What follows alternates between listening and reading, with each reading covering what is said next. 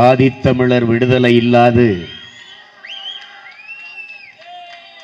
மீதி தமிழர் விடுதலை வெல்லாது என்ற முழக்கத்தை முன்வைத்து தமிழ் பேரினத்தினுடைய பெருமைமிக்க முன்னோர்கள் பகுத்தறிவு பாட்டனார் அயோத்திதாச பண்டிதர், சமூக நீதியின் பேரொளி தாத்தா இரட்டமலை சீனிவாசனார், சமூக அரசியல் பெரியார் தாத்தா மாசி ராஜா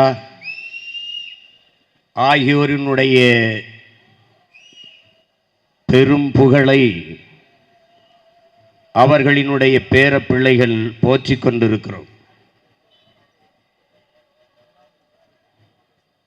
இந்த பெருமைமிக்க பேரெழுச்சியான நிகழ்வை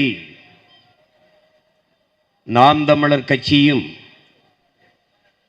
ஆதித்தமிழர் விடுதலை இயக்கமும் ஒருங்கிணைத்து நடத்தி கொண்டிருக்கிறது. களத்திலே நின்று உழைத்து நிகழ்ச்சி சிறக்க பாடாற்றிய என்னுடைய மதிப்பிற்குரிய அண்ணன் இளஞ்செழியன், நெறியாளுரை செய்து கொண்டிருக்கிற தேவராஜ், என் அன்பிற்கினிய உடன் பிறந்தார் அருள்தாஸ், ஆதித்தமிழர் விடுதலை இயக்கத்தினுடைய என் உயிருக்கினிய உடன் பிறந்தார்கள் அனைவருக்கும் என்னுடைய அன்பும் வணக்கமும். இங்கே உணர்வு எழுச்சியோடு ஒரு சேர கூடியிருக்கிற என் உயிரோடும் உணர்வோடும் கலந்து வாழ்கிற என் உயிருக்கினிய உறவுகள் அனைவருக்கும் என்னுடைய அன்பும் வணக்கமும்.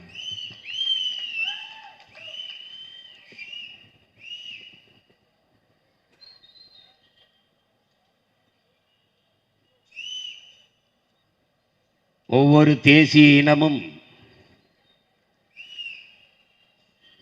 வரலாற்றின் வழி நடந்துதான் தங்களினுடைய உரிமையை, கலை இலக்கிய பண்பாட்டை, அரசியலை எல்லாவற்றையும் காத்து வாழ்ந்து கொண்டிருக்கிறது. அப்படி வீழ்த்தப்பட்ட தமிழ் பேரினத்தின் பிள்ளைகள் நாங்கள் வரலாற்றின் வழியிலிருந்துதான் மீளெழுச்சி கொள்ள முடியும். தமிழர்கள் நாங்கள் வாழ்ந்ததையும் வீழ்ந்ததையும் வாசித்து நேசித்து அறியாது எங்களுக்கென்று வழித்தடம் பிறக்காது. கடந்த காலம் தெரியாதவனுக்கு நிகழ்காலம் இல்லை, நிகழ்காலம் இல்லாதவனுக்கு எதிர்காலமே இல்லை. ஒருவன் குனிந்து கடந்த காலத்தை தேடுவதென்பது நிகழ்காலத்தில் நிமிர்ந்து நிற்பதற்காகத்தான். இதைத்தான் இன்றைக்கு உங்கள் பிள்ளைகள் செய்து கொண்டிருக்கிறோம். அறிவாசான் அண்ணல் அம்பேத்கர் அவர்கள் வரலாற்றில் புறக்கணிக்கப்பட்ட இனத்தின் மக்கள் ஒரு நாள் தங்களுக்கான வரலாற்றை தாங்களே எழுதுவார்கள் என்று சொல்லுகிறார். அப்படி வரலாற்றில் புறக்கணிக்கப்பட்டு மறைக்கப்பட்டு நிராகரிக்கப்பட்ட தமிழ் தேசிய இனத்தின் பிள்ளைகள் தங்கள் இனத்தின் வரலாற்றை தோண்டி எடுத்து துடைத்து புரட்சிகர அரசியல் வரலாற்றை எழுதி கொண்டிருக்கிறோம்.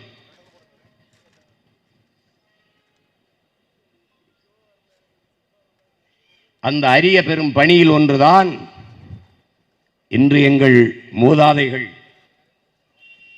போற்றத்திற்கும் வணக்கத்திற்கும் உரிய முன்னவர்கள்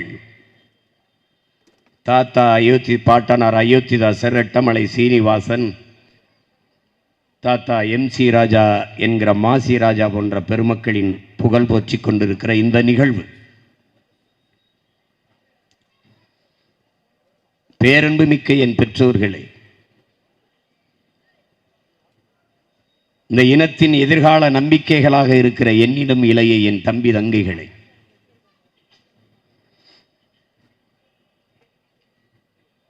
தமிழரின வரலாற்றில்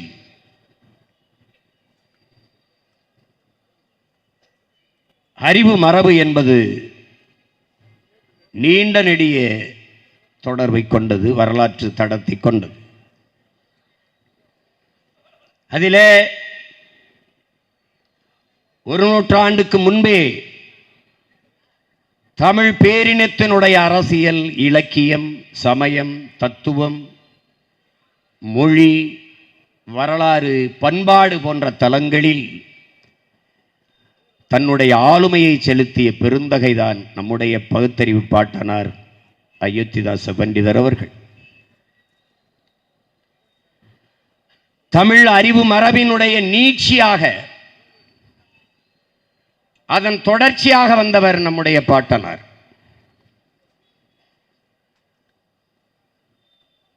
தன்னுடைய அரும்பணிகளால்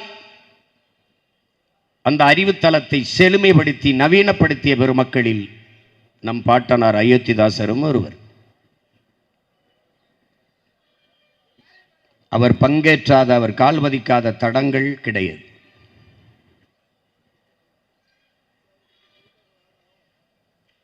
இங்கே முற்போக்கு, சமூக சீர்திருத்தம், பெண்ணிய உரிமை, சாதிய ஒழிப்பு, சமூக நீதி என்றெல்லாம் பேசுபவர்களுக்கு மிக மிக மிக முன்னத்தி ஏர், முன் தடம் நம்முடைய பெருமைமிக்க பாட்டனார் அயோத்திதாச பண்டிதர்.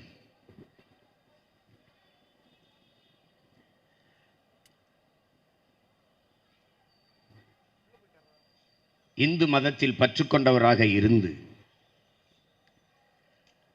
அந்த சமயத்தில் இருக்கிற ஏற்றதாழ்வுகளை கண்டு நொந்து வெந்து இதற்கு மாற்று இல்லையா என்று தேடி தேடி அலைந்து கடைசியாக கண்டது பிறப்புக்கும் எல்லா உயிருக்கும் என்ற நம்முடைய வள்ளுவ பெருமகனார் தந்தருளிய மறைமொழியின் கோட்பாட்டு. அதே கோட்பாட்டை கொண்டிருந்த புத்த பெருமகனார் காட்டிய நெறியான பௌத்தத்தை அவர் பின்தொடர்கிறார்.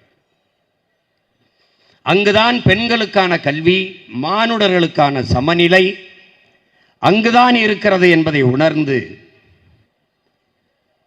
அந்த மாந்தநேய நெறியை பின்பற்றத் தொடங்குகிறார்.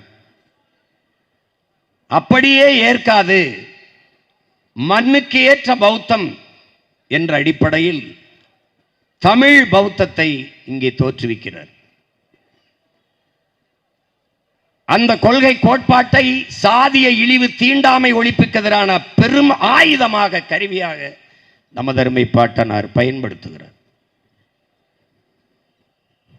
அவர் பயன்படுத்திய பல பல பல பல ஆண்டுகளுக்கு பின்புதான் புரட்சியாளர் அம்பேத்கர் சாதிய ஒழிப்பு, தீண்டாமை இழிவு தகர்ப்புக்கு எதிராக அதே பௌத்த கோட்பாட்டை பின்பற்றுகிறார்.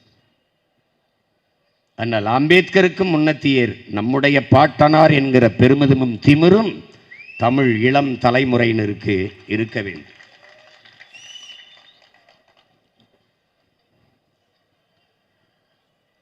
சமூக நீதி, வகுப்புவாரி பிரதிநிதித்துவம்,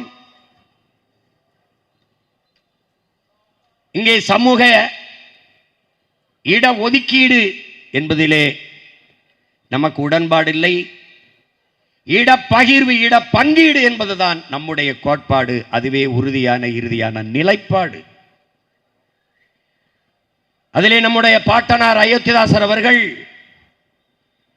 இங்கே உயர் சாதி இந்துக்கள் படிக்கிற பள்ளிகளில் நம்முடைய பிள்ளைகள் படிக்கிற போது, தாழ்த்தப்பட்ட பிற்படுத்தப்பட்ட பிள்ளைகள் படிக்கிற போது அவர்களுக்கு கல்வி ஊக்கத்தொகை,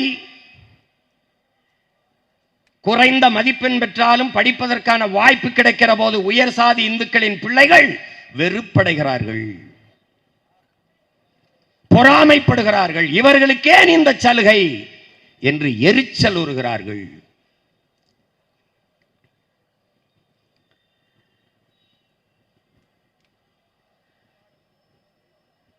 எல்லோருக்கும் உண்டானது எல்லோருக்கும் சமமாக, எல்லோருக்கும் சமமாக சமத்துவமாக கொடுத்து விட்டால் இந்த சாதி ஒளிந்துவிடும் என்று பேசத் தொடங்குகிறார்கள். பள்ளியிலே படிக்கிற இடத்திலே சாதி சான்றிதழ், சாதி என்ன என்று கேட்காது விட்டால் சாதி ஒளிந்துவிடும் என்று பேசித் திரிகிறார்கள். பள்ளியிலே ஏன் சாதி கேட்கிறார்கள்? சமூகத்தில் சாதி இருக்கிறது, அதனால் கேட்கிறார்கள். சாக்கடையை அள்ளி அப்புறப்படுத்தி தூய்மைப்படுத்தாமல் சாக்கடை நாற்றத்தை ஒழிக்க முடியும் என்று பேசுவது எப்படிப்பட்டதோ அப்படி சமூகத்தில் சாதியை இருக்க வைத்துக் கொண்டு சாதியை சான்றிதழில் இருந்து எடுத்துவிட்டால் ஒளிந்துவிடும் என்று பேசுவதும் அப்படித்தான். இதை நம்முடைய பாட்டனார் பதிவு வைக்கிற இதே கருத்தை புரட்சியாளர் அம்பேத்கர் சாதிய ஏற்றதாழ்வுகளை வைத்துக் கொண்டு சமூக மேம்பாடு, சமூக முன்னேற்றம் என்று பேசுவது என்பது சாக்கடை குழியின் மேலே போடுகிற சந்தன பந்தலுக்கு சமமானது, மலக்குழியின் மேலே போடுகிற மல்லிகை பந்தலுக்கு சமமானது என்று சாடுகிறார். உயர்ந்தவன், தாழ்ந்தவன், ஏழை, பணக்காரன், பிற்படுத்தப்பட்டவன், ஒடுக்கப்பட்டவன், மேல் சாதி, கீழ் சாதி என்ற ஏற்றதாழ்வுகளை வைத்துக் கொண்டு சமமான சமத்துவம் என்பது எப்படி சாத்தியமாகும்? சமத்துவம் என்பது அல்ல, சம பங்கு என்பதுதான் சரியானது என்பதுதான் பாட்டனார் அயோத்திதாசரின் கோட்பாடு. அதேதான் புரட்சியாளர் அம்பேத்கர் சொல்கிறார். நாங்கள் சாதிவாரி பிரதிநிதித்துவத்தை கேட்பது, பங்கீடு கேட்பது என்பது சாதிக்காக அல்ல, சாதியை வளர்ப்பதற்காக அல்ல, சாதியை ஒழிப்பதற்காக என்ற கருத்தில் ஆனால் அம்பேத்கருக்கு முன்பு உறுதியாக நின்றவன் நம்முடைய பாட்டனார் அயோத்திதாச பண்டிதர் அவர்கள். அதைத்தான் பின்னால் அண்ணல் அம்பேத்கர் சொல்லுகிறார். சமத்துவம் என்பது சாத்தியப்படாது. எப்படி சாத்தியப்படும்? ஏழை, பணக்காரன், உயர்ந்த சாதி, தாழ்ந்த சாதி, இவன் கல்வி கற்க வாய்ப்பு, இவன் கல்வி கற்க மறுப்பு, இப்படி சமூக ஏற்றதாழ்வுகளை வைத்துக் கொண்டு சமத்துவம் என்பது எப்படி சாத்தியமாகும்? அதனால் சமத்துவம் என்பது ஏற்புடையது அல்ல, சம பங்கு என்பதான் ஏற்புடையது என்ற கருத்தை இருவரும் மேதைகளும் வைத்தார்கள். புரட்சியாளர் அம்பேத்கருக்கு முன்பு, அறிவாசாளர் அம்பேத்கருக்கு முன்பு இந்த கோட்பாட்டை இந்த நிலத்தில் கொண்டவன் தமிழ் பெரும் பாட்டன் அயோத்திதாச பண்டிதர் என்பதில் தமிழ் மக்கள், தமிழ் பிள்ளைகள் எங்களுக்கு பெருமிதமும் திமிரும். அவன் ஆகச் சிறந்த கல்வியாளன், உலகத்தின் தலை சிறந்த கல்வியாளன். நம் பாட்டன் அனுபவ அறிவை பெற்ற அறிஞன். கோட்பாடு ஒன்றுதான்.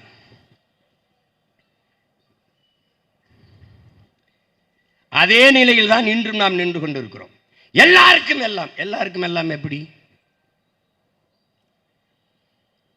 எல்லாருக்கும் எல்லாம் எப்படி? பல ஆயிரம் ஆண்டுகளாக கல்வி மறுக்கப்பட்ட நானும், பல ஆயிரம் ஆண்டுகளாக கல்வி கற்றுக்கப்பட்ட, கல்வி பெற்றுக்கொள்ள வாய்ப்பு இருந்த அவனும், அவனுடைய சந்ததியும், எங்களுடைய சந்ததியும், இந்த தலைமுறையில் படிக்க தொடங்கிய நாங்கள் இரண்டு பேரும் பொதுத்திறன் போட்டியிலே, அரசு வேலை வாய்ப்புகளிலே ஒன்றாக நிற்க வேண்டும் என்றால் இது எப்படிப்பட்ட சமூக நீதி? இப்படித்தான் இருக்க வேண்டும் என்று பேசுபவர்கள் மனநோயாளிகளை தவிர வேறு யாராக இருக்க முடியும் என்று பாட்டனார் அயோத்திதாசர் கேட்கிறார். எனக்கு இடுப்புக்கு கீழே காலால் நடக்க முடியாது. அவர் தினந்தோறும் உடற்பயிற்சி கூடத்திற்கு போய் உடலை உறுதி செய்து கொள்கிறார். இரண்டு பேரும் ஒரே கோட்டில் ஓடி வெற்றி கோட்டை தொட வேண்டும் என்றால் இது எப்படிப்பட்ட சமத்துவம்? இது எப்படிப்பட்ட சமூக நீதி? எப்படிப்பட்ட சமூக நீதி? இன்று வரை கல்வி முறை எப்படி இருக்கிறது? சிற்றூர்களில் படிக்கிற பிள்ளைகள் நாங்கள் சிமிழி விளக்கிலே படிக்கிறோம். தனி பயிற்சி வகுப்பு வைத்துக் கொள்ள ஆசிரியர் எங்களுக்கு வசதி இல்லை.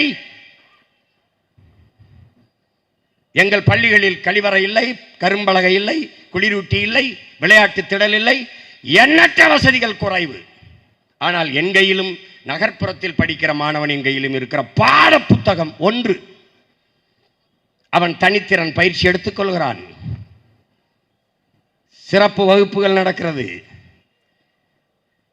முதல் தர ஆசிரியரை நகர்ப்புறத்தில் பணியமர்த்துகிறார்கள். அறிவார்ந்த தமிழ் சமூக மக்களே, என்னிலும் இளைய என் தம்பி தங்கைகளே, முதல் தர ஆசிரியர்கள், ஏ கிரேட் ஆசிரியர்கள் நகர்ப்புறங்களில். பி கிரேட், சி கிரேட், இரண்டாம் தர மூன்றாம் தர ஆசிரியர் பெருமக்கள் சிற்றூர்களில். இங்கே கல்வி கற்றுகிற மாணவர்கள் வேலை வாய்ப்பில் பொதுத்திறன் போட்டியில் ஒன்றாக நிற்க வேண்டும் என்றால் எப்படிப்பட்ட சமூக நீதி என்பதை அறிவார்ந்த மக்கள் நீங்களே சிந்தித்து பாருங்கள். இதை தகர்க்க வேண்டும். எல்லோருக்கும் சரியான சமமான தரமான கல்வி, மருத்துவம், வேலை வாய்ப்பு எல்லாம். வகுப்பாரி பிரதிநிதித்துவம் ஏன் வந்தது? எந்த சாதியின் அடிப்படையிலே என்னை இழிவுபடுத்தி இவன் பள்ளிக்கூடத்திற்கு வரக்கூடாது, படிக்கக்கூடாது, இந்த தெருவிலே நடக்கக்கூடாது, இந்த கோயிலுக்குள் நுழையக்கூடாது, குளத்திலே குளிக்கக்கூடாது என்று ஒதுக்கி புறந்தள்ளி வைத்தாயோ? கல்வி, வேலை வாய்ப்பு, அரசியல் அதிகாரத்தில் வாய்ப்பு நிராகரிக்கப்பட்டதோ? அதே சாதியின் அடிப்படையில் இவையெல்லாம் கிடைக்கப் பெற செய்கிற வாய்ப்புதான் வகுப்பு வாரி பிரதிநிதித்துவம் என்பதை அறிவார்ந்த தமிழ் சமூக தம்பி தங்கைகள் புரிந்து கொள்ள வேண்டும். சாதி வேண்டாம் என்கிறார்கள், சாதி வாரி இடஒதுக்கீடு வேண்டும் என்கிறார்கள், வகுப்பாரி பிரதிநிதித்துவம் இடப்பங்கீடு வேண்டும் என்கிறார்கள்.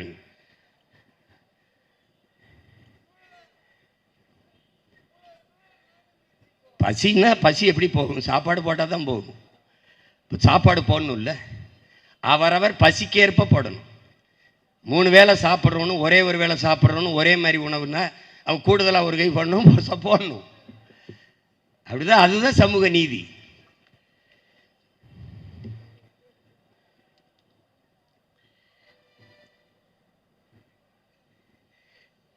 இந்த சாஸ்திரங்கள், சம்பிரதாயங்கள், வேத இதிகாசங்கள் இதெல்லாம் எதுக்கு வந்தது? வேதங்கள் எல்லாம் எதற்கு வந்தது? மானுட சமூகத்தை சீர் செய்து நெறிப்படுத்தி ஒழுங்கமைப்பதற்கு கொண்டு வந்தது இந்த வேதங்கள், இந்த புராணங்கள், இந்த இதிகாசங்கள் என்று நம்பப்படுகிறது. ஆனால் இந்த வேதத்தை, இந்த இதிகாசங்களை, இந்த புராணங்களை ஒரு குறிப்பிட்ட சமூகம்தான் படிக்க முடியும், ஓத முடியும் என்கிற நிலை இருக்குமானால் இது எப்படிப்பட்ட அநீதி, எப்படிப்பட்ட ஒடுக்குமுறை! இந்த குறிப்பிட்ட சமூகத்தை, இந்த சாதி வகுப்பினரை தவிர யாரும் அதை தொட்டு படிக்கக்கூடாது, ஓதக்கூடாது என்ற நிலை இருந்தால், இது இறைவனால் ஓதப்பட்ட வேதம் என்று சொல்லப்படுவது நம்பப்படுமானால், தன்னுடைய படைப்பிலே உருவாக்கப்பட்ட மானுடர்களில், பிள்ளைகளில் ஒருவன் உயர்ந்தவன், தாழ்ந்தவன் என்ற பாகுபாட்டை சாஸ்திரம் சொல்லுகிறது, மனுஸ்மிருதி சொல்லுகிறது. அந்த மனுஸ்மிருதியை உருவாக்கியவன் இறைவன், கடவுள் என்றால் அந்த கடவுள் உண்மையிலேயே கடவுளா? அவனுக்கு கருணை என்ற ஒன்று இருக்கிறதா? இதை நம்புங்கள். இந்த வேத இதிகாசங்கள், இந்த மனுஸ்மிருதி, இந்த புராண இதிகாசங்கள் இதையெல்லாம் என்ன சொல்லுவதை அப்படியே கடைப்பிடிங்கள் என்று சொல்பவன் கருணை என்பதற்கும் அவனுக்கும் ஏதாவது தொடர்பு இருக்கிறதா? இதை எப்படி ஏற்க முடியும் என்கிறார் நம்முடைய பாட்டனார் அயோத்திதாச பண்டிதர். இதே கருத்தை தான் பின்னாளில் வந்த ஐயா ஈவே ராமசாமி அவர்களும் இதே கருத்தை தான் பின்னாடி எடுத்து வைத்தார்.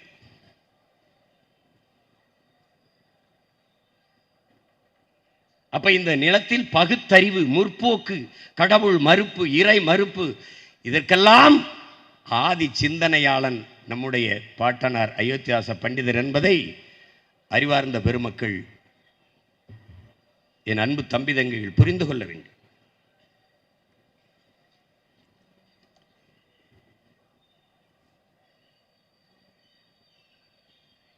ஒவ்வொரு தளத்திலும் அவர் தன்னுடைய மேதைத்தன்மையை நிறுவி நிறுவி வந்திருக்கிறார். அதிலே மருத்துவத்துறையில் மாபெரும் மேதையாக இருக்கிறார். இங்கே காணொலியில் காட்டியது கூட நம்முடைய தாத்தா தமிழ் தென்றல் திருவிக்கா அவர்கள் அவருடைய குறிப்புகளில் குறித்து வைத்திருக்கிறார். அவருக்கே அவர் சிகிச்சை அளித்திருக்கிறார். இங்கே ராயப்பேட்டையில் அயோத்தியாச பண்டிதர் என்ற ஒரு சித்த மருத்துவர் இருந்தார். அவரிடத்திலே வருகிற மக்களுக்கு அவர் சித்த மருத்துவத்தின் மூலமாக குணப்படுத்தி சாதித்து காட்டினார். சிறந்த மருத்துவராக விளங்கினார் என்ற குறிப்பில் குறித்து வைத்திருக்கிறார். ஒற்றை தலைவலி என்று வந்தால் அவர்களை முன்னே இருக்க வைத்து வளைந்த ஒரு கம்பியால் அவர் கழுத்தை தடவி தடவி கொடுக்கிறார். நோய் குணமாகி விடுகிறது. பிறகு பாம்பு கடித்தோ தேல் கொட்டிய வந்தால் அவர்களை முன்னாடி உட்கார வைத்துவிட்டு இவர் தலையை அப்படியே தலையை சொரிந்து கொண்டு சிரிக்கிறார். தலையை சொரிந்து கொண்டு சிரிக்கிறார். முன்னாடி இருப்பவர்கள் கத்தி கதறி அழுது கொண்டவர்கள் வழியை மறந்துவிட்டு அவர்களும் சிரிக்கிறார்கள். ஒரு புதுவிதமான சிகிச்சை முறையில் நோயை குணப்படுத்தி கொண்டிருக்கிறார். பல்வேறு நோய்வாய்ப்பட்டு வந்த மக்களை முன்னாடி இருத்தி வைத்து அவர்களே கூர்ந்து நோக்குகிறார், உற்று நோக்குகிறார். அவர்கள் சிறுக சிறுக அந்த நோயிலிருந்து விடுபட்டு குணமாகி செல்கிறார்கள். இதைத்தான் நோக்கு வருமம் என்று எல்லோரும் சொல்கிறார். இப்போ இருக்கிறவர் குறிப்பிலே குறிப்பிடுகிறார். ஆகச்சிறந்த சித்த மருத்துவராக நம்முடைய பாட்டனார் அயோத்தியாச பண்டிதர் திகழ்ந்திருக்கிறார். இப்படி ஒவ்வொரு துறையிலும் தன்னுடைய அளப்பரிய அறிவாற்றலை இந்த தமிழ் சமூகத்திற்கு பயன்படுத்தியிருக்கிறார். இதிலே மிகவும் மிகவும் தமிழ் சமூக மக்கள், தமிழ் பேரினத்தில் மக்கள் பெருமையோடும் திமிரோடும் சொல்லிக் கொள்ள வேண்டியது, பைபிள் கிறிஸ்தவ பெருமக்களுக்கு, குரான் இஸ்லாமிய பெருமக்களுக்கு, பகவத்கீதை இந்து சமூக பெருமக்களுக்கு, இந்து மத பெருமக்களுக்கு, இப்படி குறிப்பிட்ட சமயம் சார்ந்து புனித நூல்கள், வேத நூல்கள், நன்னறி போற்றுகிற நூல்கள், எக்காலத்தும் எச்சமயத்திற்கும் எந்நாட்டிற்கும் ஏற்புடைய ஒரு வாழ்வியல் நன்னறி உண்டென்றால் அது திருவள்ளுவ நாயனார் தந்தருளிய திருக்குறளான் என்று எங்களுடைய தாத்தா தெய்வ திருமகன் முத்துராமலிங்க தேவர் போற்றிய திருக்குறள் உலகத்தின் பொதுமறை. எந்த நாடு, எந்த மொழி, எந்த மதம், எல்லோருக்கும் ஏற்ற வாழ்வியல் நெறியை தந்த ஒருவன் நம்முடைய மூதாதை வள்ளுவ பெருமகனார். உலகம் போற்றி கொண்டாடியது ஆல்பர்ட் சுவிசர். இது போன்ற வாழ்வியல் நன்னறியை என் வாழ்நாளிலே படித்ததில்லைங்கிறான். அவன் 3 துறைகளில் முனைவர் பட்டம் பெற்று நோபல் பரிசு வென்றவன். மருத்துவம், பொருளியல், இப்படி பல்வேறு துறைகளில் பட்டம் பெற்றவன். அவன் பிரான்ஸ் சிறையிலே சிறைவிட்டு கிடக்கும்போது நண்பர்களிடத்திலே வாங்கி தர சொன்னான். ஒரு புத்தகம் ஏதாவது வாங்குவான். அவன் வாங்கி கொடுத்த நூல் உலகத்திலே அப்படிப்பட்ட அறநெறியை போதித்த நூல் இல்லை. அந்த நூல் நம்முடைய மூதாதை தந்தருளிய திருக்குறள்.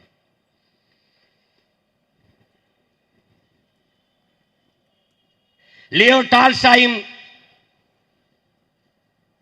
நம்முடைய அண்ணல் காந்தியடிகளும் நண்பர்கள். இருவரும் கடித பரிமாற்றம் கொண்டவர்கள். அடிக்கடி கடிதம் எழுதிக் கொள்கிற போது டால்ஸ்டாயிடம் இருந்து அண்ணல் காந்தியடிகளுக்கு வந்த கடிதத்திலே அன்பு, பரிவு, இரக்கம், கருணை இந்த வார்த்தைகள் மிகுந்து காணப்படுகிறது. கடிதங்களில் ஆங்காங்கே எழுத்துக்கள் நனைந்து இருக்கிறது, நனைந்து கசிந்து இருக்கிறது. காந்தி கேட்கிறார், இப்போதெல்லாம் டால்ஸ்டாய் உங்கள் கடிதங்களிலே அன்பு, பரிவு, கருணை, இரக்கம் இந்த சொற்கள் பரவி கிடக்கிறது. உங்கள் எழுத்துக்கள் ஆங்காங்கே கண்ணீர் துளிகளால் விழுந்து இப்படி ஈரத்தில் நனைந்து கசிந்திருக்குதே, காரணம் என்ன என்று கேட்டபோது, அது ஒன்றுமில்லை காந்தி, நான் திருக்குறள் என்ற ஒரு நூலை படித்தேன். அதிலிருந்து இந்த தாக்கம் எனக்குள் வந்துவிட்டது. நான் எழுதும்போது அதை நினைத்து எழுதும்போது என்னை அறியாமல் என் கண்களிலிருந்து நீர் கசிந்து இந்த கடிதத்தில் விழுந்து எழுத்துக்கள் நனைந்து விட்டது, மன்னித்துக் கொள்ளுங்கள் என்று எழுதினேன். அப்படி என்ன நூல்? டால்ஸ்டாய் வியந்து, டால்ஸ்டாய்க்குள்ளே இவ்வளவு பெரிய தாக்கத்தை ஏற்படுத்திய நூல் என்ன என்று கேட்டார். திருக்குறள். அது எங்கே கிடைக்கிறது? உன்னாட்டில் தான், தமிழ்நாட்டில், தென்னாட்டில் திருவள்ளுவன் எழுதிய நூல். காந்தி உடனே தெரிவித்து படிக்கிறார், நெகிழ்ந்து போகிறார். அவர் சொல்லுகிறார், இன்னொரு பிறப்பு என்று எனக்கு வருமானால் நான் தமிழனாக பிறக்க வேண்டும். அதற்கு காரணம் வள்ளுவர் எழுதிய அவன் தாய் மொழியிலேயே ஒரு முறை இந்த திருக்குறளை நான் படிக்க வேண்டும், அதுதான் என்னுடைய விருப்பம். அதற்காக மறுபிறப்பில் நான் தமிழனாக பிறக்க வேண்டும் என்று விருப்பத்தை பதிவு செய்கிறேன். அப்படி உலக பொதுமறை நம்முடைய ஈரை திருமால் 2 அடியில் உலகத்தை அளந்தான். நம்முடைய மூதாதை வள்ளுவ பெருமகனார் 1.25 அடியில் உலகத்தை அளந்தவன். அவன் பாடாத தத்துவங்கள், கோட்பாடுகள் இல்லை. நபிகள் நாயகம் ஸல்லல்லாஹு அலைஹி வஸல்லம் அவர்கள் தன் வாழ்க்கையை மானுட வழிகாட்டியாக நெறியாக வாழ்ந்து காட்டி போனார்கள். இறைமகன் இயேசுபிரான் வாழ்க்கையை அப்படியே வாழ்வியல் நெறியாக வாழ்ந்து காட்டி போனார்கள். அங்கங்கே மானுட குலத்திற்கு நற்செய்திகளை விதைத்து விட்டு போனார்கள். புத்தபிரான் அதை போலவேதான் புத்தபிரானும். ஆனால் என் அன்பு சொந்தங்களே, என் அருமை இளவல்களே, உலகத்தில் ஒரு மகன் அமர்ந்து இருந்து உட்கார்ந்து சிந்தித்து மானுட குலத்தின் உயர்விற்கு, மேம்பாட்டிற்கு நன்னெறியை தந்திருக்கான் என்றால் அது உலகத்திலே வள்ளுவ பெருமகனார் ஒருவன் தான். ஒவ்வொன்றுக்கும் 10 செயல், ஒவ்வொன்றுக்கும் 10 குறள், 10 குறள்.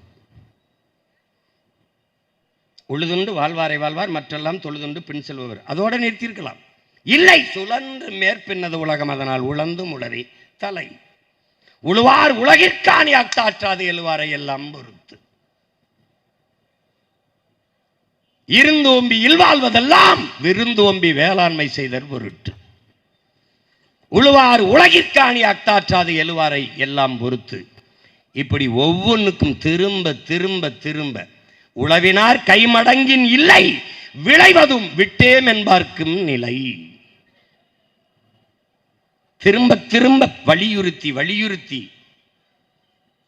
அழுத்தி திருத்தி பாடி படிப்பித்தவன் உலகத்திலே ஒரே ஒரு மகான் நம்முடைய மூதாதை வள்ளுவ பெருமகனார் மட்டும்தான். அறிவார்ந்த என் அன்பு சொந்தங்களே, என் அருமை தம்பி தங்கைகளே, அந்த திருக்குறளை தமிழ் கூறும் நல்லுலகிற்கு தந்தவன் நம்முடைய அயோத்திதாச பண்டிதனின் பரம்பரை என்பதை அறிவார்ந்த தமிழ் சமூக மக்கள் மறக்கக்கூடாது, மறுக்க முடியாது. நம்முடைய பாட்டனாருடைய மூதாதை, அவருடைய பாட்டனார் கந்தப்பனார் சார்ஜ் ஆரிங்டன் இடத்திலே மொழிபெயர்ப்பாளராக பணியாற்றுகிறார். வெள்ளைக்காரன் காலத்திலே கல்வி உரிமை பெற்றிருக்கிறார்கள். வந்தவன் போனவன்லாம் நான் தான் உன்னை படிக்க வச்சேன், குடிக்க வச்சு நாட்டை நாசமாக்கணும்லாம் படிக்க வச்சேன்னு பீத்திட்டு அலைஞ்சிக்கிட்டு இருக்கான். ஓசியில் திருவாரூர்லேருந்து வந்தவன் நம்ம தாத்தாவுக்கு ஏசி போட்டு கொடுத்தேன்னு போயிட்டு அலைகிறேன். கால கொடுமை. இந்த மானங்கட்ட கூட்டம் கேட்டு இன்னும் டாஸ்மார்க்கில் சரக்கு போட்டு மல்லாந்து படுத்து கிடக்குது. இப்போ என்ன செய்யும்? தாத்தாவுக்கு ஏசி போட்டு கொடுத்துருக்காருன்னு ஓட்டு வாங்காமல், ஓட்டு வேணா அது ஓட்டுக்கு நோட்டு வாங்காமல் ஓசியாக ஓட்டை போட்டு போகும். சார்ஜ் ஆரிங்டனிடம் வேலை பார்த்து கொண்டிருந்து நம்முடைய பாட்டனாருடைய பாட்டன் கந்தப்பனார் அவர்கள் அந்த நேரத்திலே சென்னை ஆளுநராக இருக்கிற எல்லிஸ் 1825 அந்த காலகட்டங்களிலே தமிழ் இலக்கியங்களை ஓலைச்சுவடியில் இருந்து அச்சிலேற்றி கொண்டிருக்கிறார் என்கிற செய்தியை அறிந்து சார்ஜ் ஆரிங்டன் இடத்திலே, இன்னைக்கு எல்லிஸ் சாலை, ஆரிங்டன் சாலை எல்லாம் இருக்கிறது. நீங்கள் இதனால தான் இவர்களாவது தமிழுக்கு தொண்டாற்றினார்கள். ஒரு இளவும் செய்யாதவன் பேரெல்லாம் சிலையெல்லாம் தெருவில் இருக்குது. இருக்கட்டும்.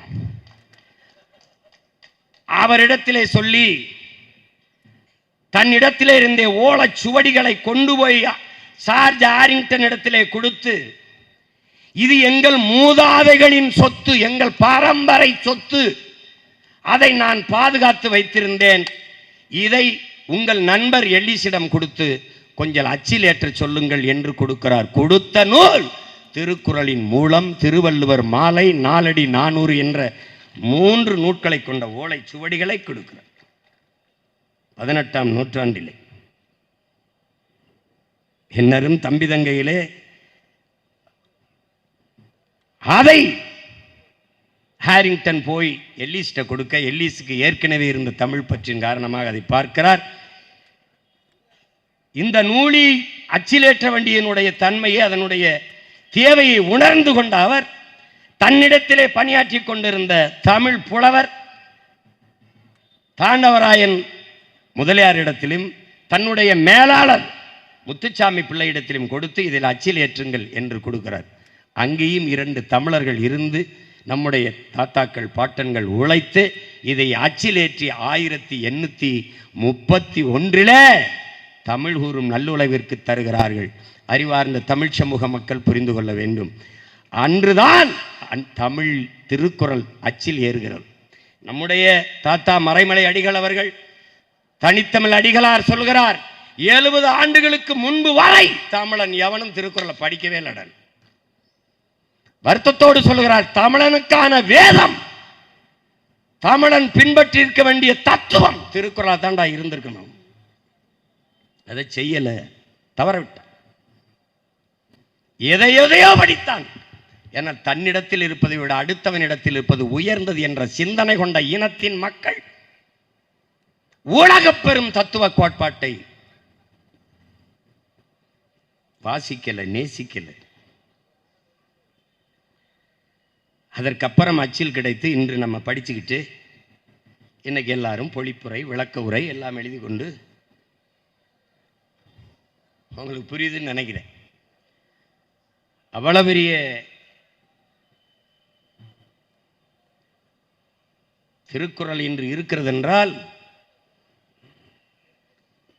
என் உயிரினும் இனிய உடன் பிறந்தார்களே, ஓலை சுவடி என்பது அப்படியே பத்திரமாக தொடாமல் பாதுகாத்து வைத்திருந்தால் 300 ஆண்டுகளுக்கு வரைக்கும் தான் அதுக்கு வாழ்நாள் இருக்கும். அப்படியே நொறுங்கி கீழே விழுந்து விடும்.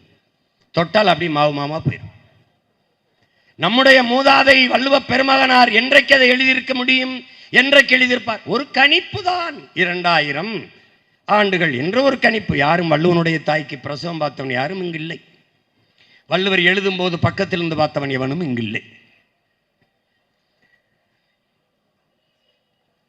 ஆனால் 2000 ஆண்டுகள் என்று வைத்துக் கொண்டாலும் ஒவ்வொரு 300 ஆண்டுக்கும் ஒரு முறை அந்த ஓலைச்சுவடியை அழிந்து விடாமல் எடுத்து எடுத்து எடுத்து திருப்பி மறுபடி பதித்து நம் கைக்கு கிடைக்க செய்திருக்கிற ஒவ்வொருவனும் நம்முடைய போற்றுவதற்கும் வணக்கத்திற்கும் உரிய முன்னோர்கள் என்பதை 1330 குறட்பா என்று உங்களால் நம்ப முடிகிறதா? ஏன் 5000 இருந்திருக்கலாம்?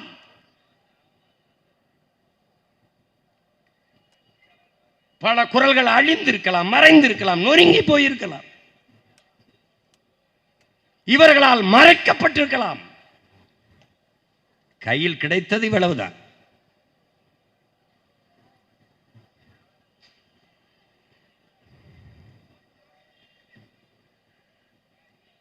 அப்படிப்பட்ட மகத்தான பெரும்பணியை செய்த சமூகத்தின் பிள்ளைகள் அயோத்தியாச பண்டிதரனுடைய குடும்பம், அதனுடைய பிள்ளைகள் நாம், அவருடைய வாரிசுகள் என்கிற பெருமிதமும் திமிரும் நமக்கு இருக்கு.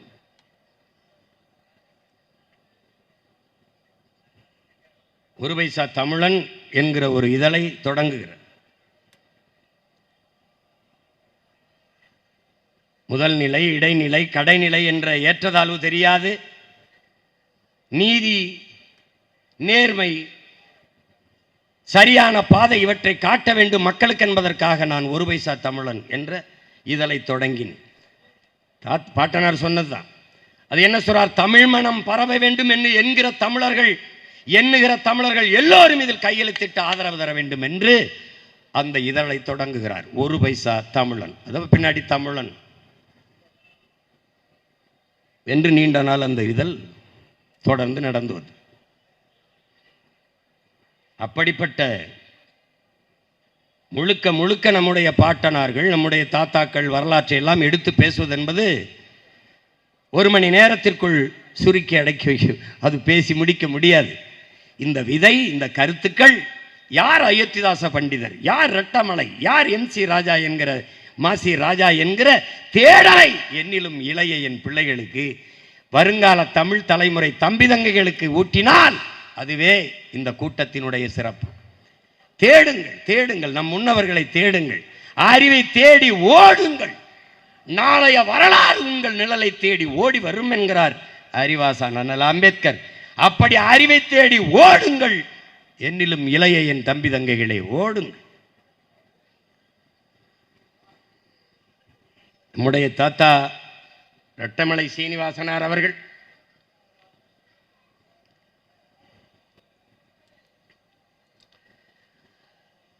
இந்த நிலத்திலே, இந்த நாட்டிலே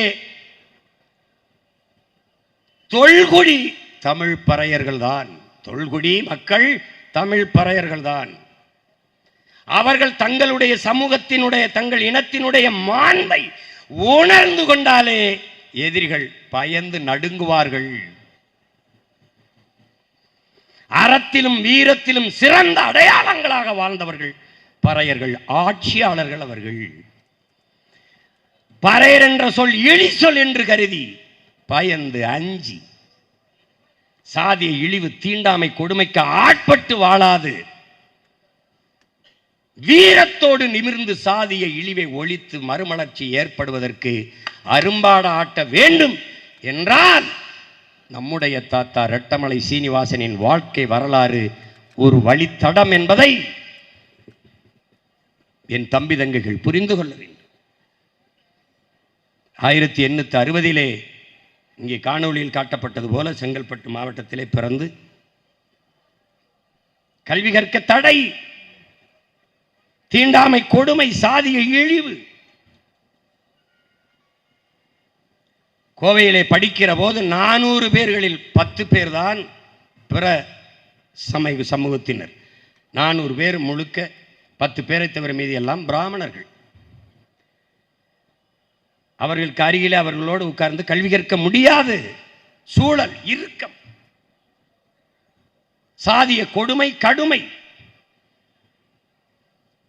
அப்போது சாதி என்ன என்று கேட்டு பழகுகிற பழக்கம். சாதி என்ன என்று, நம் சாதி என்னவென்று தெரிந்து விடுவார்கள். தெரிந்து விட்டால் நம்ம இழிவாக நடத்துவார்கள் என்று அவர்களோடு கிட்டவே நம்முடைய தாத்தா நெருங்குவதில்லை என்கிறார்.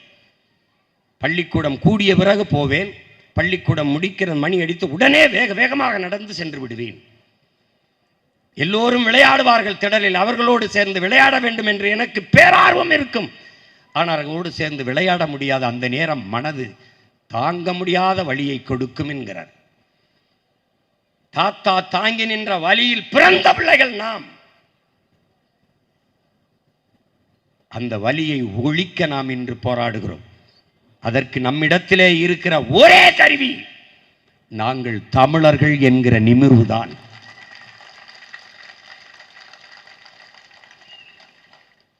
ஆயிரத்தி 1893 நான் திருப்பி இங்கே வந்து இந்த சாதிய இழிவை எப்படி துடைப்பது, இந்த தீண்டாமை கொடுமையை எப்படி உழைப்பது என்று கருதி நான் நாடெங்கிலும் பயணம் செய்தேன். தொடர்வண்டியிலே நடந்து பல்வேறு வழிகளில் பயணம் செய்து வந்தேன். குடிக்க குளிக்க நீரற்று, படுக்க இருக்க குடிசையற்று, நடக்க பாதையற்று, உழைக்க வாய்ப்பற்று, பிழைக்க வழியற்று நின்ற மக்கள், சாதிய இழிவு, தீண்டாமை, கொடுமையில் சிக்குண்டு வாடி வதங்கி நின்ற சமூக மக்கள், ஆதி தமிழ் மக்கள், பறையர் சமூக மக்கள். இவர்களுடைய விடிவிற்கு, இவர்களுடைய மேம்பாட்டிற்கு, உயர்வுக்கு வழியே இல்லையா என்ற முடிவை எடுத்து தன்னை போலவே கல்வி கற்று எல்லோரும் உயர வேண்டும், மேம்பட வேண்டும் என்பதற்காக 1927 கல்வி கழகம் என்ற ஒன்றை தொடங்கி எல்லோரையும் படிக்க வைக்கிறார்.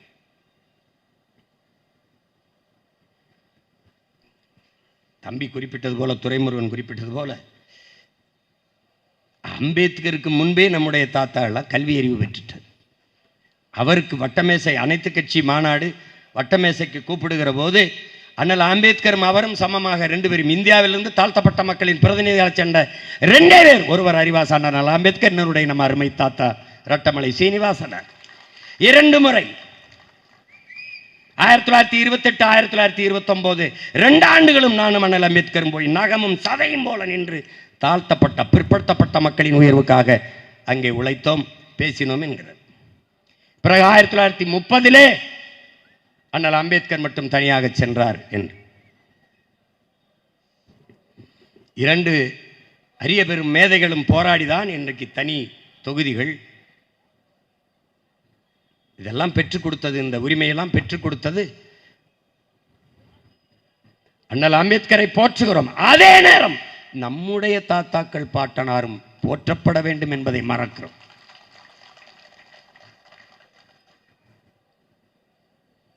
பறையன் என்பது இழி சொல் அல்ல, அது எழுச்சி சொல் என்று காட்டுவதற்காகவே பறையன் என்ற இதழை நடத்தினேன்.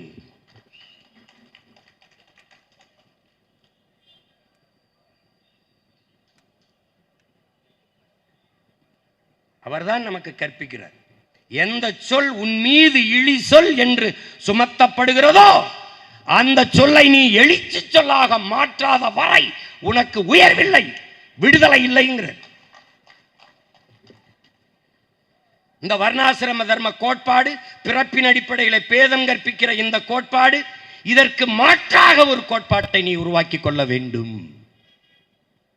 அந்த கோட்பாடு என்ன? அந்த கோட்பாடு தான் நான் பறையன் அல்ல, நான் தேவேந்திரன் அல்ல, நான் தேவர் அல்ல, நான் நாடார் அல்ல, செட்டியார் அல்ல, கவுண்டர் அல்ல, வன்னியர் அல்ல, நான் உடையார் அல்ல, முதலியார் அல்ல, பிள்ளை அல்ல, நான் குறவர் அல்ல, இருளர் அல்ல, என்னென்ன சாதி இருக்கோ இது எதுவும் அல்ல, இது என் அடையாளம் அல்ல. நான் இந்து, இஸ்லாம், கிறிஸ்தவம் இதெல்லாம் நான் ஏற்றிருக்கிற இறை வழிபடுகிற மார்க்கங்கள், சமயங்கள், இவை மாறிக்கொள்ள முடியும். இதெல்லாம் என் அடையாளம் அல்ல.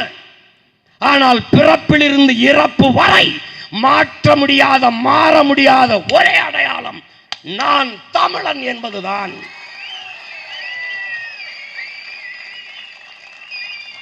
நம்முடைய மதிப்பிற்குரிய அண்ணன் சத்யராஜ் அவர்கள் ஒரு விழாவிலே, ஒரு நிகழ்விலே பேசுகிறார். தமிழ் தேசியம் என்பதே சாதி ஒழிப்பு தான் ஒத்துக்கொண்டார். சாதி ஒழிப்பு தான் தமிழ் தேசியம், தமிழ் தேசியம் தான், தமிழ் தேசியம் என்றால் சாதி ஒழிப்பு தான். அவரே பேசினது இருக்கு. அப்படி என்றால் திராவிடம் என்றது ஒன்றும் புடுங்கல, அதே ஒன்றும் ஒழிக்கல. திராவிடம் என்பதே ஒன்றும் புடுங்க. அப்ப திராவிடம் என்னது என்ன பண்ணுது? அது எண்ணெய் ஊற்றி நல்லா எரிய விடும். மேல்மாவுக்குள்ள இந்த நூற்றாண்டுல இவ்வளவு அறிஞர் பெருமக்கள், இவ்வளவு பெரிய ஞானிகள், இவ்வளவு பெரிய தலைவர்கள் உழைத்த நாட்டில் இன்னும் மேல் பாதி மங்கலத்தில் கோயிலுக்குள்ள நுழைய முடியல. அது கேளு, நான் உன்னை காதலிக்கிறேன். அது கேளு. ஆ சமூக நீதி, ஆ முற்போக்கு, ஆ பிற்போக்கு, வாடாடே.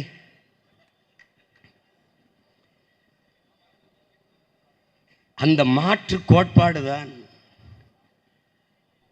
வேற வழி கிடையாது. இங்க வழியே கிடையாது. இன்னரும் தம்பி தங்கைகளே, உங்களிடத்தில் கேட்கிறேன், பறையருக்கு கட்சி இருக்குது, நாடாருக்கு கட்சி இருக்குது, கோணாருக்கு கட்சி இருக்குது, உடையாருக்கு கட்சி இருக்குது, தேவருக்கு கட்சி இருக்குது, தேவேந்தருக்கு கட்சி இருக்குது, கவுண்டருக்கு கட்சி இருக்குது, வன்னியருக்கு கட்சி இருக்குது, முதலியாருக்கு கட்சி இருக்குது, பிள்ளைக்கு கட்சி இருக்குது. கட்சி இல்லாத சாதி இல்லை, சாதி இல்லை கட்சி எல்லா கட்சிக்கும் இருக்குது, மதத்துக்கு இருக்குது. ஆனால் நீ பிறந்த பெருமை மிக்க தமிழன் என்கிற இனத்திற்கு ஒரு கட்சி இருக்கா? ஒரு அரசியல் இருக்கா? ஒரு ஆள் இருக்கானா? இருக்கானா? சொல், இருக்கானா? நம்முடைய மூதாதைகள் அயோத்தியாச பண்டிதர் ரட்டமலை சீனிவாசன், MC ராஜா, என்கிற மாசிராஜா என்ற முன்னோர்களை போற்றுவதற்கு இந்த கட்சியில் இந்த நாட்டில் இருக்கிற அரசியல் கட்சியில் ஏதாவது செய்யுமா? வீர பெரும்பாட்டன்கள் தீரன் சின்னமலைக்கு எல்லா சாதியும் போய் மாலை போடுமா? எவனாவது மனச்சான்றுள்ள தமிழன் சொல்றான்? டேய், ஒரு தமிழன் சொல்றான்? சொல்றா.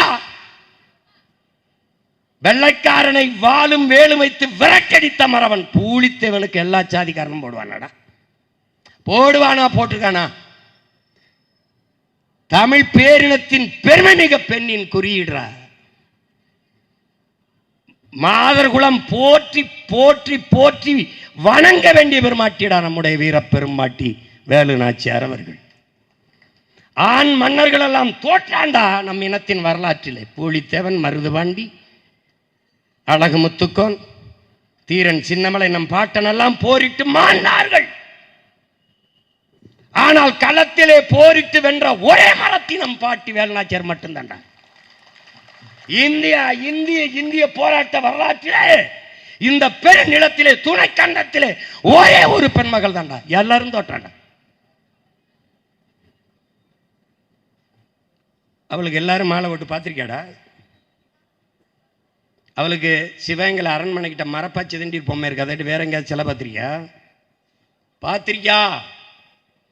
பூலித்தேவனுக்கு நெற்கட்டும் சேவலை விட வேற எங்கேயாடா பார்த்திருக்கியாடா? நீ பார்த்திருக்கியா? வேற யாருக்கு சொல்லு? பெருந்தலைவர் காமராஜன் தாத்தனுக்கு எல்லாரும் மாலை போடுவானாடா? தெய்வ திருமகன் தாத்தா முத்துராமலிங்க நாட்டின் விடுதலைக்கு 9 ஆண்டுகள் சிறையில் இருந்த நம் தாத்தனுங்களுக்கு போடுவானாடா?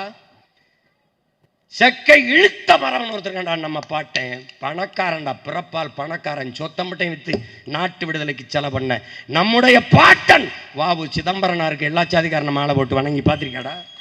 பார்த்திருக்கியா? பார்த்திருக்கியா? நீ பார்த்திருக்கியா? போவியா? ஆனால் அம்பேத்கர் வச்சுக்க அறிவாசான் எல்லாரும் மாலை போட்டு வணங்கி பார்த்திருக்கியா? நம்முடைய பாட்டனார் தாத்தாக்கள் எல்லாரும் மாலை போட்டு வணங்கி பார்த்திருக்கியா? பார்த்திருக்கியா? நீ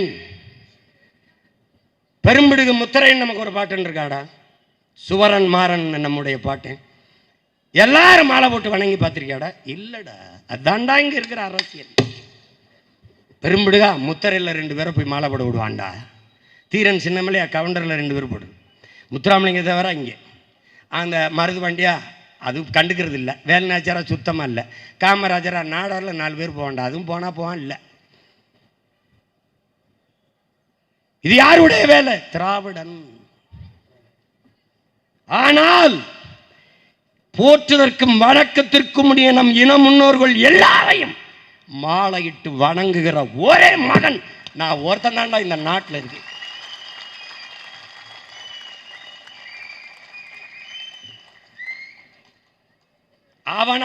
அவன் சாதி மதத்துக்கு நிற்கிறான்.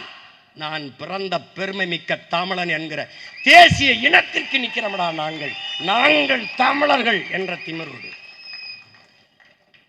நாய் பேய் நரியெல்லாம் நாட்டாளும் போது மானமும் வீரம் கொண்ட புலி ஆளாதாடா இந்த நாட்டை? புலி ஆளாதா? இந்த நாட்டை புலி ஆளாதா? நடக்குது 26ல் எங்கள் வேட்டை.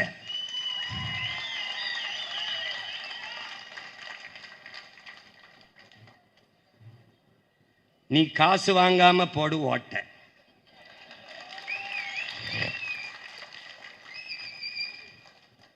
ஆனால் ஐயா கருணாநிதி சமாதிக்கு எல்லா சாதியும் கூட்டிட்டு போவான். அது திராவிடம். ஒவ்வொரு சாதியும் பிரிந்து பிரிந்து தம் இனமுன்னோருக்கு வணக்கம் செலுத்து தமிழ் தேசியம். இதான் இது. இப்ப ஒருத்தன் எல்லாரையும் ஒரே மாலையில் ஒரே நாரில் இத்தனை மலர்களையும் கோர்க்கிறான் என்பதில் அவனுக்கு பிரச்சனை இருக்குடா. ஆனால் அம்பேத்கர் சொல்லுகிறார், இந்த நிலப்பரப்பிலே துணை கண்டத்திலே பெரும் எண்ணிக்கையில் இருக்கிற மக்கள் தாழ்த்தப்பட்ட பிற்படுத்தப்பட்ட மக்கள் தான். 80 விழுக்காட்டுக்கு மேலான மக்கள் தாழ்த்தப்பட்ட பிற்படுத்தப்பட்ட மக்கள் தான். இந்த மக்கள் இரு சமூக மக்களின் தேவை ஒன்றுதான், வெவ்வேறு இல்லை, ஒன்றுதான். இந்த 2 சமூக மக்களும் ஒன்றிணைந்து நின்றால் இந்த நாட்டு அதிகாரம் அவர்களிடத்தில் தான் இருக்கும்.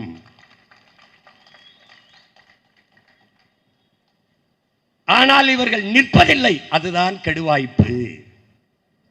தாழ்த்தப்பட்ட மக்களிடத்திலே, தாழ்த்தப்பட்ட மக்களோடு ஒடுக்கப்பட்ட பிற்படுத்தப்பட்ட மக்கள் இணைந்து நின்றால் தாழ்த்தப்பட்ட மக்களின் சமூக நிலை, அவர்களுக்கு ஏற்பட்ட தாழ் நிலை தன் சாதி சமூகத்துக்கும் வந்துவிடுமோ என்று அஞ்சி இவர்கள் இணைய மறுக்கிறார்கள். நான் சொல்லல, அறிவாசான அம்பேத்கர். எல்லாம் கவனிச்சுக்கணும். ஆனால் நீங்கள் செய்ய வேண்டியது என்ன சொல்றாரு? யாருக்கு சொல்றாரு? எனக்கிட்ட, உங்ககிட்ட, நம்ம முன்னாடி உட்கார்ந்து ஒவ்வொருத்தரும் என்ன சொல்றாரு? நீங்கள் செய்ய வேண்டியது, வயது வந்த எல்லோருக்கும் வாக்குரிமை வந்துவிட்ட பிறகு, இந்த நாட்டை ஆள்கிற அதிகாரம், அதற்கான வாய்ப்பு அவர்களுக்கு வந்துவிட்ட பிறகு, ஆள்கிற உரிமை அவர்களுக்கு வந்துவிட்ட பிறகு ஒன்றிணைய தயக்கம் ஏன்? நீங்கள் செய்ய வேண்டியது பிற்படுத்தப்பட்ட தாழ்த்தப்பட்ட மக்களை ஒன்றிணைக்க வேண்டியதுதான் என்கிறார். அதைத்தான் உங்கள் பிள்ளைகள் செய்து கொண்டிருக்கிறோம். எங்கே? ஆதி தமிழன் விடுதலை இல்லாது மீதி தமிழன் விடுதலை வெல்லாது எந்திராங்க.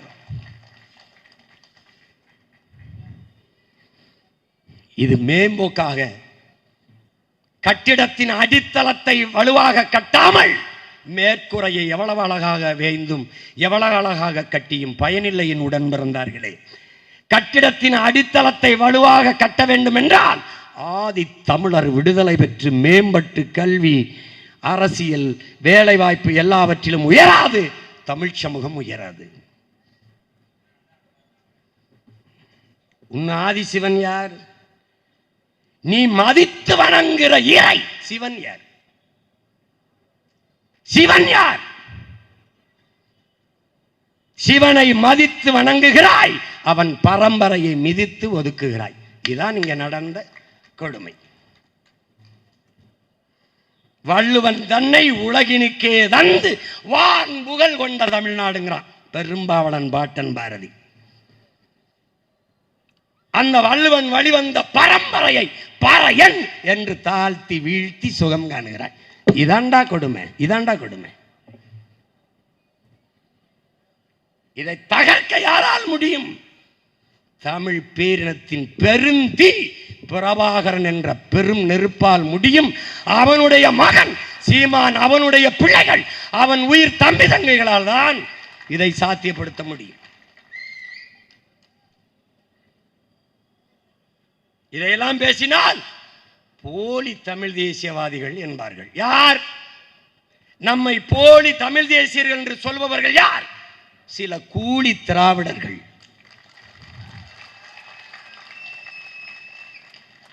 போலி தமிழ் தேசியர், கூலி திராவிடர்கள் கூவி திரிகிறார்கள். என்னால் இந்த சமூகத்தில் இருக்கிற இந்த சாதிய தீண்டாமை, இழிவு, கொடுமை, ஏற்றதாழ்வு, ஏழ்மை, வறுமை, இந்த நோயை ஒழிக்க முடிந்ததோ இல்லையோ, என்னால் பல நோயாளிகள் உருவாகி போனார்கள். தினமும் புலம்பிக் கொண்டிருக்கிறார்கள். பல பேர் மனநோயாளியாக மாறிவிட்டதை பார்த்து சை எதுக்குடா இந்த வேலையை செய்தோம் என்று வருந்துகிற நிலைமைக்கு எதுக்கெடுத்தாலும் ஜீமா ஜீமா ஜீமா. பாடும் பொருள் பரம்பொருள் சிவன் அல்ல, பாடும் பொருள் இந்த பாமரன் சீமானாக இருக்கிறேன் என்பதுதான் பெரிய பெரிய வேடிக்கை.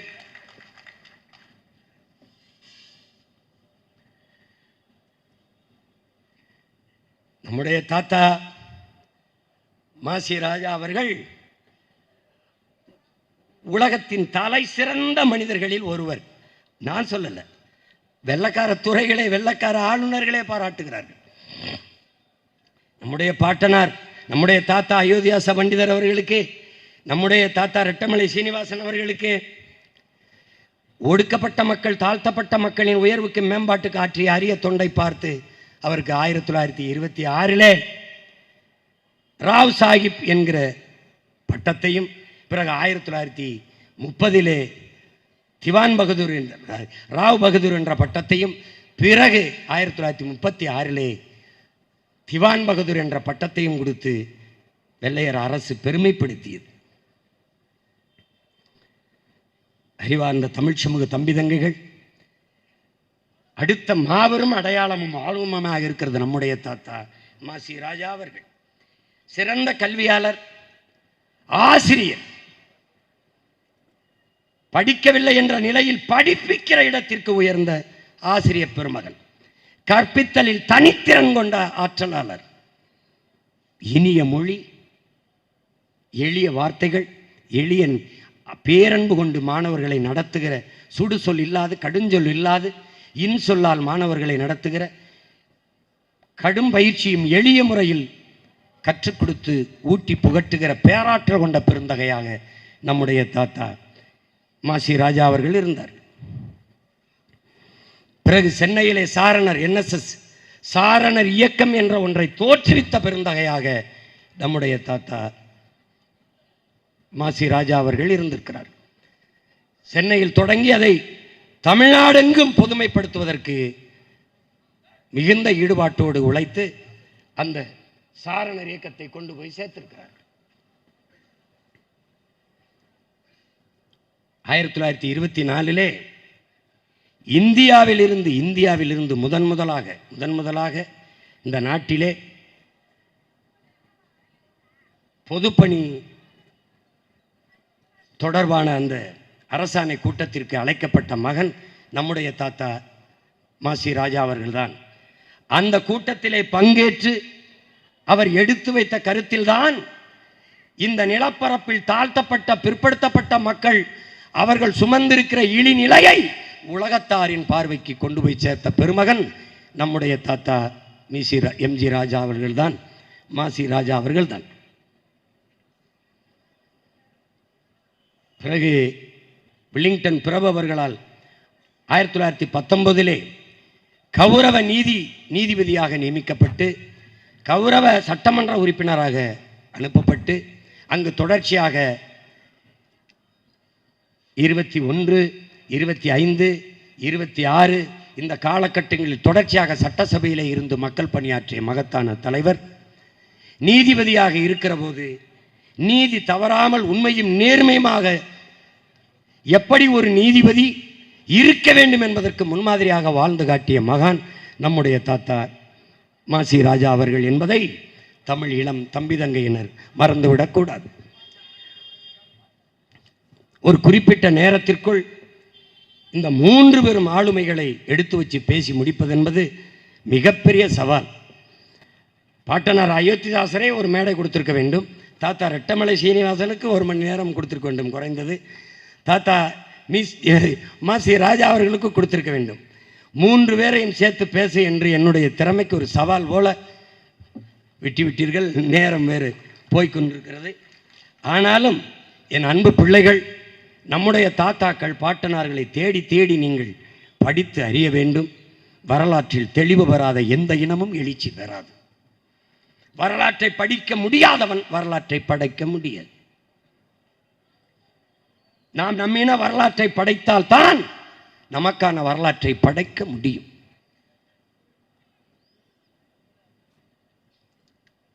எனவே இங்கே பல பேருக்கு பல குழப்பங்கள் இருக்கிறது.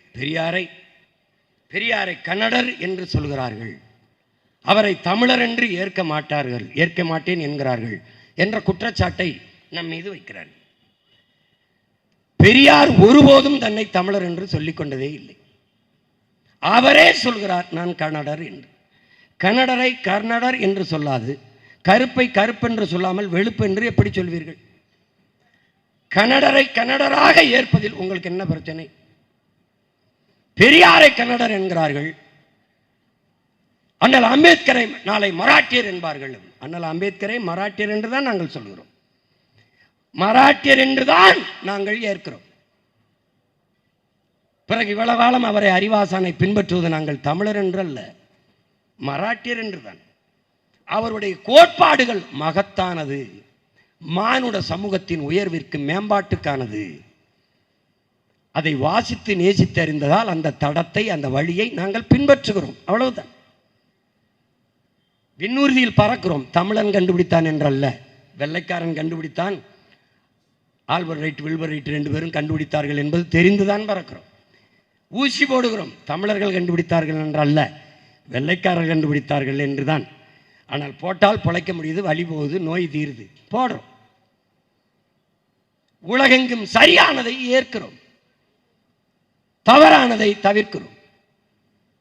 மாமேதை மார்க்ஸ் அவர்களை ஜெர்மானியர் என்றுதான் ஏற்கிறோம். அவன் முன்வைத்த கோட்பாடு உலகெங்கும் வாழ்கிற மானுட சமூகத்திற்கு பொதுவானது, ஏற்கிறோம். அப்படித்தான் எங்கள் மோதாதை தந்திரெளிய மறைமொழி வள்ளுவமும் குறளும் உலகெங்கும் ஏற்கப்பட்டிருப்பது. அப்படித்தான் அப்படித்தான் இன்றும் சொல்வோம், என்றும் சொல்வோம். எங்களுக்கு என் அறிவார்ந்த தமிழ் சமூக தம்பி தங்கைகளே, எங்களுக்கு ஒரு கொள்கை நிலைப்பாடு இருக்கிறது. நாங்கள் அண்ணல் அம்பேத்கரின் கோட்டையும் சூட்டையும் வாங்கி கொண்டு வருவதற்கு வந்தவர்கள் அல்ல. அவர் கொள்கையையும் கோட்பாடுகளையும், கோட்டும் சூட்டும் மட்டுமல்ல, அவருடைய கொள்கையும் கோட்பாடுகளும் எங்களுக்கு அவசியம். அதிலே அறிவாசான் அண்ணல் அம்பேத்கரை எங்களின் முன்னத்தி ஏறாக வழித்தடமாக வழிகாட்டியாக ஏற்கிறோம், அறிவு ஆசானாக ஏற்கிறோம். ஆனால் எங்களின் தலைவர்களாக எங்கள் பாட்டனார் அயோத்திதாசர், ரெட்டமலை சீனிவாசன், மாசி ராஜா அவர்களை ஏற்கிறோம். மார்க்ஸை எங்களுடைய அறிவு ஆசானாக வழித்தடமாக வழிகாட்டியாக ஏற்கிறோம். சாக்ரட்டிஸை அப்படித்தானே ஏற்கிறோம். பிளாட்டோவை, அரிஸ்டாட்டிலை அப்படித்தானே ஏற்கிறோம். இங்கர்சால் ஏங்கல்ஸை அப்படித்தானே இருக்கிறோம். ஹோசிமினை அப்படித்தானே இருக்கிறோம். மாசே துங்கை அப்படித்தானே இருக்கிறோம். பிடல் காஸ்ட்ரோவை, சேகுவேராவை அப்படித்தானே இருக்கிறோம். பகத்சிங்கை அப்படித்தானே இருக்கிறோம். சுபாஷ் சந்திர போஸை அப்படித்தானே இருக்கிறோம். மார்க்சிய கோட்பாட்டை ஏற்கிறோம். ஆனால் தலைவர்களாக எங்கள் தாத்தா சிங்காரவேலரையும் சிவானந்தத்தையும் வாழ்ந்து கொண்டிருக்கிற மனித மகான் எங்கள் அப்பா நல்லகண்ணுவைத்தான் தலைவனாக இருக்கிறோம்.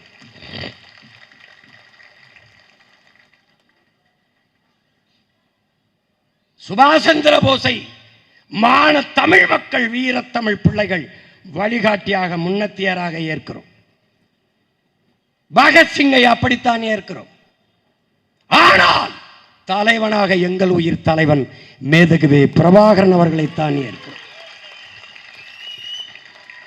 எங்கெங்கு மானுட சமூகம் தாழ்த்தப்பட்டு வீழ்த்தப்பட்டு உரிமை இழந்து மொழி, இனம், நிறம் இப்படியா வீழ்த்தப்பட்டு அடிமைப்படுத்தப்பட்டு கிடக்கிறதோ, அதன் உயர்விற்கு, விடுதலைக்கு, மேம்பாட்டிற்கு அரும்பாடாற்றிய, புரட்சி செய்த, போராடிய, எழுதிய, பேசிய, சிறைப்பட்ட, செத்த எல்லோரும் எங்களுடைய முன்னோர்கள், முன்னத்தி ஏர்கள், வழிகாட்டிகள். காரணம், எங்களுக்கு ஒரு கோட்பாடு. தகப்பன் என்பவன் என்னை பெத்தவனாக இருக்க வேண்டும், தலைவன் என்பவன் என் இரத்தவனாக இருக்க வேண்டும். என் மொழி புரியாதவன் எனக்கு இறைவனாக இருக்க முடியாது, என் வழி உணராதவன் எனக்கு தலைவனாக இருக்க முடியாது. இது எங்கள் கோட்பாடு.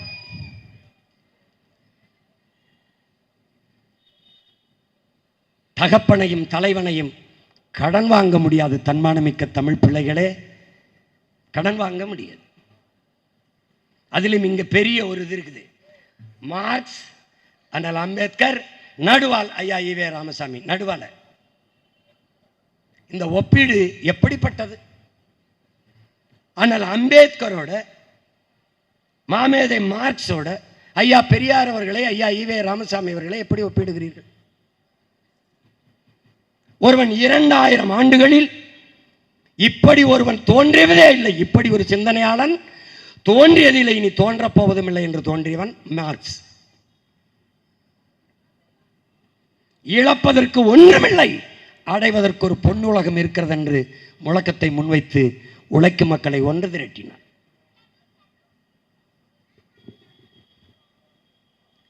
அறிவாசான் அண்ணல் அம்பேத்கர் உலகத்தின் ஆகச் சிறந்த கல்வியாளர், தலை சிறந்த கல்வியாளர். 10,000 புத்தகங்கள் படிக்க வேண்டும் ஒரு மனிதன் தன் வாழ்நாளில் என்று இருக்கையில் 64,000 புத்தகங்களை படைத்த பேரறிஞன் அண்ணல் அம்பேத்கர். இதில் எந்த இடத்தில் ஐயா ஈவேரா அவர்களை ஒப்பிடுகிறீர்கள் இவர்களோடு? ஒருவர் 1000 ஆண்டுகள் அடிமையாக வாழ்வதை விட ஒரு நொடியேனும் சுதந்திரமாக வாழ்ந்து சாவது மேலானது. இதுதான் அண்ணல் அம்பேத்கர்.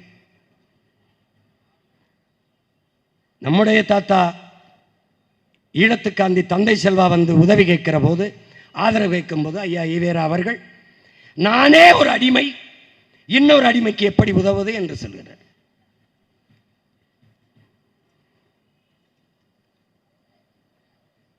இழந்துவிட்ட உரிமைகளை பிச்சை கேட்டு பெற முடியாது, போராடித்தான் பெற்றாக வேண்டும். இது உலக பொதுமைக்கு புரட்சியாளர் அம்பேத்கர் வைத்த கோட்பாடு. சாதிய இழிவை துடைத்தெறிய போராடாமல் இருப்பதை விட செத்து ஒழிவதே மேலானது. கோயில்களில் எப்போதும் ஆடுகளை தான் பலியிடுகிறார்களே ஒழிய சிங்கங்களை அல்ல. என்னரும் மக்களே, நீங்கள் இந்த பூமியில் பிறந்து சாதிய இழிவு தீண்டாமை கொடுமையை சிக்கி தவிக்கிறதை பார்க்கும்போது என் இதயத்தில் ரத்தம் கசிகிறது. இந்த கொடுமைகளை எல்லாம் சுமந்து வாழ்வதற்கு பதிலாக நீங்கள் தாயின் கருவறையிலேயே கலைந்து போய் இருக்க கூடாதா என்று வருந்தியவன் நம்முடைய அறிவாசான் அண்ணல் அம்பேத்கர் அவர்கள். அடிமைப்பட்டு உரிமை இழந்து நிற்கிற இனங்களுக்கு மக்களுக்கு ஒரே வழிதான் அரசியல் விடுதலை தான். அதிகாரம் மிக வலிமையானது.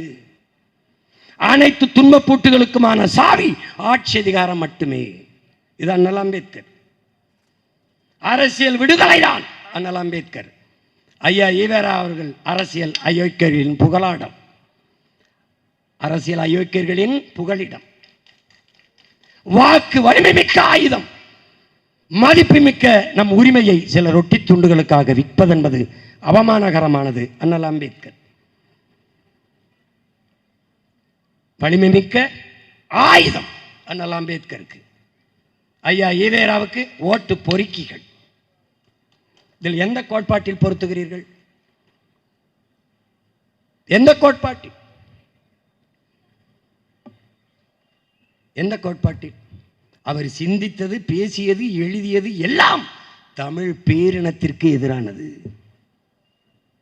பேரினத்திற்கு எதிரானது.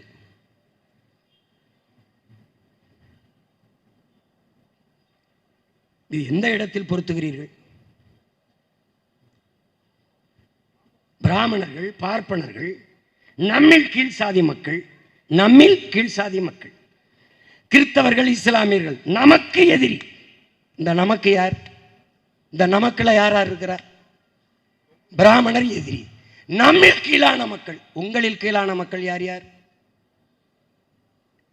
இஸ்லாமியன், கிறிஸ்தவன் எதிரி. நமக்கு, அந்த நமக்குல யாரா இருக்கீங்க? இதுக்கு யார்கிட்ட பதில் இருக்கு? நான் யாருக்கும் அடிமை இல்லை, எனக்கும் யாரும் அடிமை இல்லை. ஆனால் அம்பேத்கர் இந்த கோட்பாட்டில் எங்கே பொருந்தது? எங்கே பொருந்தது?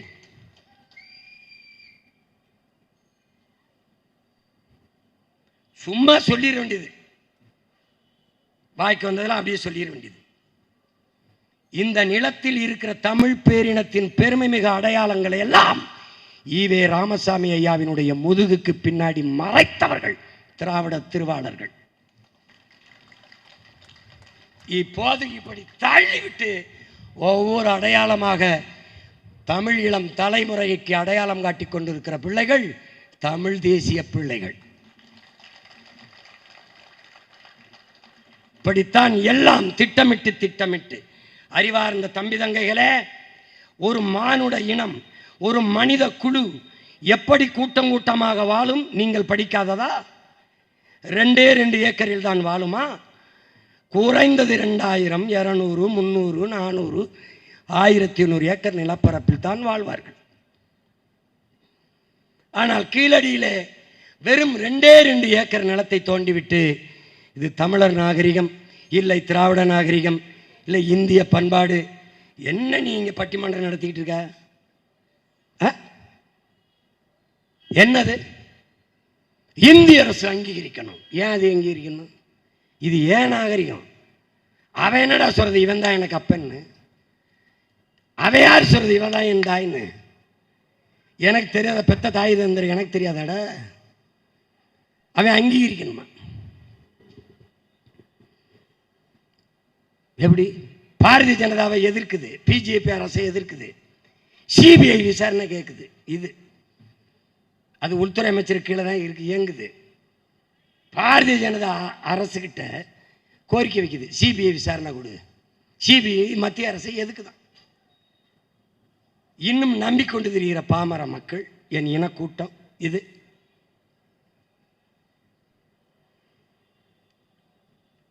ஏன் மொத்த இடத்தையும் தோண்டினால் தமிழனுடைய தொன்மம் அடையாளங்கள் தெரிந்துவிடும். மறைக்கணும். அடித்த அடியில் கீழடி திராவிட நாகரிகம், இந்திய நாகரிகம் எல்லாம் சொல்ல முடியாது. கீழடி தமிழரின் தாய்மடி இப்பதான் கிடைக்குது. ஏன்? விழுந்த அடி அப்படி.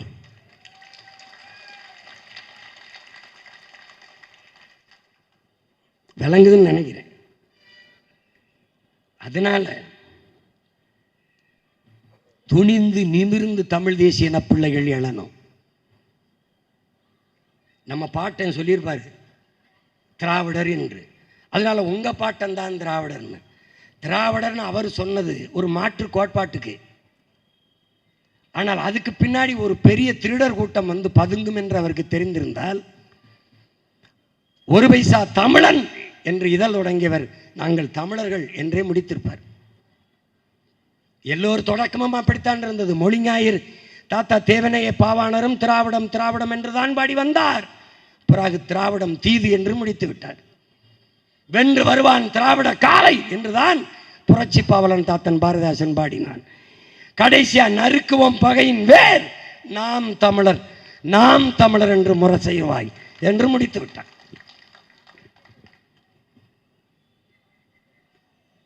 அப்படித்தான் இன்று தமிழ் பெரும் ஆளுமைகள், முன்னவர்கள், போற்றுவதற்கும் வணக்கத்திற்கும் உரிய பெருந்தகைகள், நம் இனம் சிறக்க பெருமைப்பட வாழ பிறந்து மறைந்த பெருமக்கள், பாட்டனார் அயோத்திதாசர், தாத்தா ரெட்டமலை, தாத்தா மாசி ராஜா போன்ற பெருமக்களை நாம் புகழ்ந்து கொண்டிருப்பது நம்முடைய பிறவி கடமை. இது வாக்குக்காக என்று நினைத்தால் அவர்கள் எனக்கு போட வேண்டாம். எதிர்கால தமிழ் பிள்ளைகளின் வாழ்க்கைக்காக என்று நினைத்தால் இந்த பிள்ளைகளை ஆதரியுங்கள். ஓட்டுக்காக இதை பேசுகிறார்கள் என்று நினைத்தால் உங்கள் ஓட்டு எனக்கு தீட்டு போட்டு விடாதீர்கள். இந்த நாட்டுக்காக இந்த பிள்ளைகள் பேசுகிறார்கள் என்று நினைத்தால் உங்கள் பிள்ளைகளை எங்களுக்கு உங்கள் ஓட்டை அளித்து நாட்டை கையெழுயுங்கள். எங்கள் முன்னவர்கள், எங்கள் பாட்டனார், எங்கள் தாத்தா அயோத்திதாசர், எங்கள் தாத்தா ரெட்டமலை, மாசி ராஜா போன்ற முன்னவர்கள் கண்ட கனவை இந்த மண்ணிலே நிறைவேற்றி மகத்தான மாண்புமிக்க மேன்மை பெற்ற, உரிமை பெற்ற, விடுதலை பெற்ற கல்வி, வேலை வாய்ப்பு, பொருளாதாரம், அரசியல் அதிகாரத்தில் மேம்பட்ட ஒரு தமிழ் சமூகத்தை படைப்போம் என்கிற உறுதியை எங்கள் தாத்தாவின் புகழ் போற்றுகிற இந்நாளில் தமிழ் பிள்ளைகள் ஏற்போம். நம்முடைய பாட்டனார் அயோத்திதாசர், நம்முடைய தாத்தா ரெட்டமலை சீனிவாசனார், நம்முடைய தாத்தா மாசி ராஜா ஆகியோருக்கு என்னுடைய பெருமைமிக்க புகழ் வணக்கத்தை செலுத்துகிறேன். உங்கள் அனைவருக்கும் என்னுடைய அன்பும் வணக்கமும். தமிழ்தாய் வாழ்க, தலைவர் பிரபாகரன் வாழ்க, நாம் தமிழர்.